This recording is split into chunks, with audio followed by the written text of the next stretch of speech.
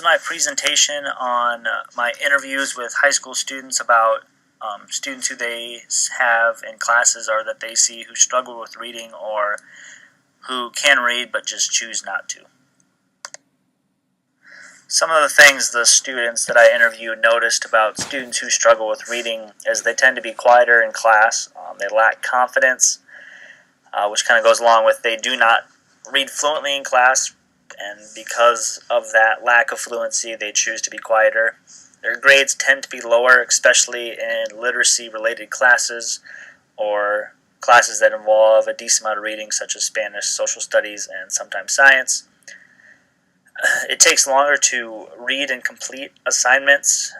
They also have a hard time following directions because they might not comprehend what the directions are asking of them.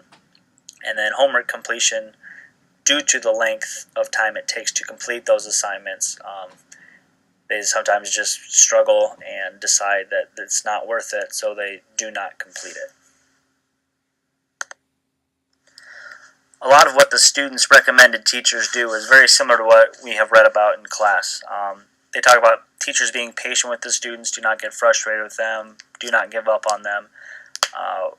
Work one-on-one with the reader with fluency and comprehension skills or concepts being covered in the class.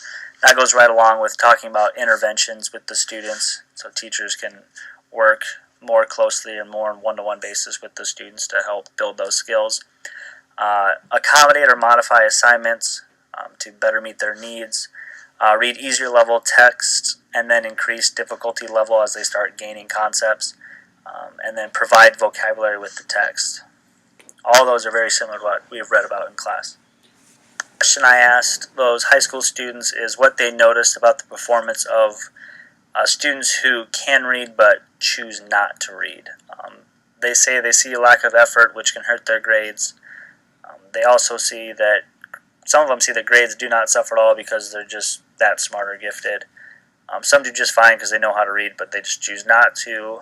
Some read on a daily basis and they don't really think about it because they're reading a newspaper or a magazine, but yet that's still reading and they just don't think about it. They do not volunteer to read or participate in class very much, so they don't have a chance to kind of showcase their intelligence. And laziness. They are just lazy, so they choose not to read, which then spills over to being lazy in class and with their homework completion. When I asked those students what teachers could do to help those readers who can read but choose not to, some of their suggestions were teaching with compassion, be energized and enthusiastic about what you're teaching. That'll get the students more enthusiastic or interested in what you're reading. Talk with the student individually to figure out what their reading avoidance is and what you could do to help them out. Read books that spark their interest. I've read that countless times between all my classes. Find books that they would like and that will help encourage them and make them want to read more. Read relevant and exciting books in class. Don't always read the classics. Read books that relate to students nowadays. Teachers can play audio tapes for readings for students just to kind of mix it up so it's not always them reading or you listening to you read. Gives them a different voice. And just giving them reading time in class so it's not always homework.